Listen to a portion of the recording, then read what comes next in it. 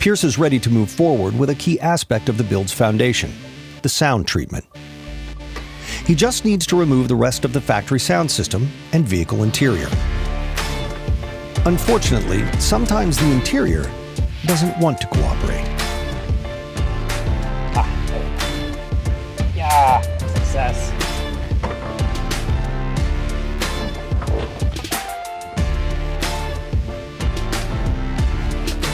There we go.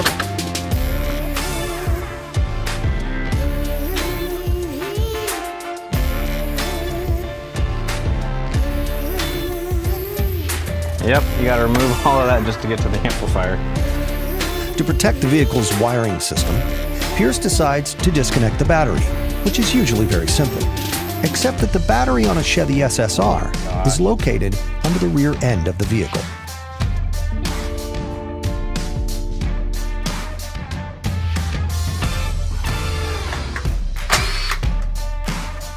How many vehicles have the battery under the truck bed? You know, I think this may actually be the only.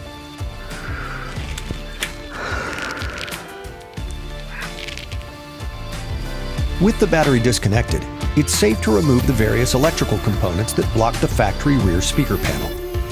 This will be the location of the new subwoofers, which will provide the deep bass necessary to overcome the convertible truck's road noise.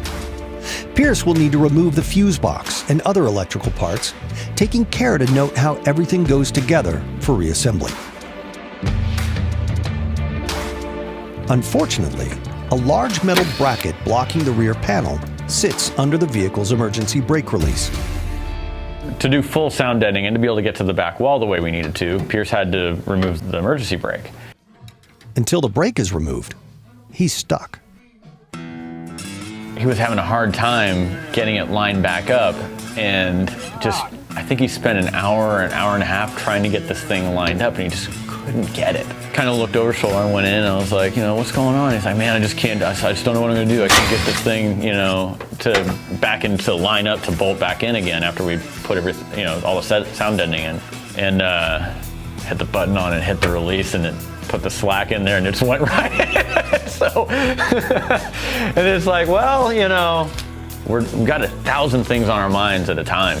And, you know, there are so many legitimately challenging things that it's easy to let something that's not become a challenge.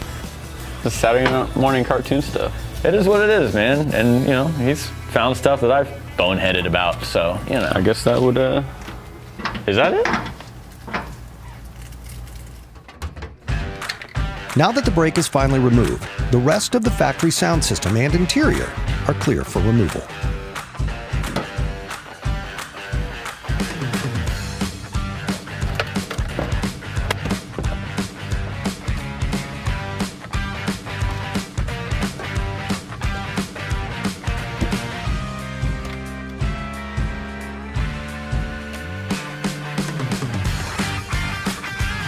The inside of the SSR looks far different with the interior removed, but it's a welcome sight for Pierce, as he can now begin focusing on the sound treatment.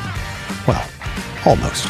Since the sound treatment is applied by use of a sticky adhesive on one side, it's important that the areas to be covered are clean of dust and debris.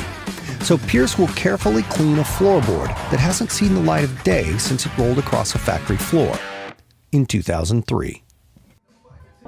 Dan's work on the custom dash pods is progressing, but crafting a completely new design is a painstaking process.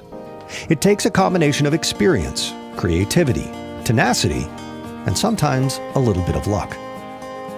For the first day's work, Dan and Pierce have actually come pretty far. So today we got the dash taken apart and the radio installed. We got the wiring ready to run back to the bed where all the amplifiers will be.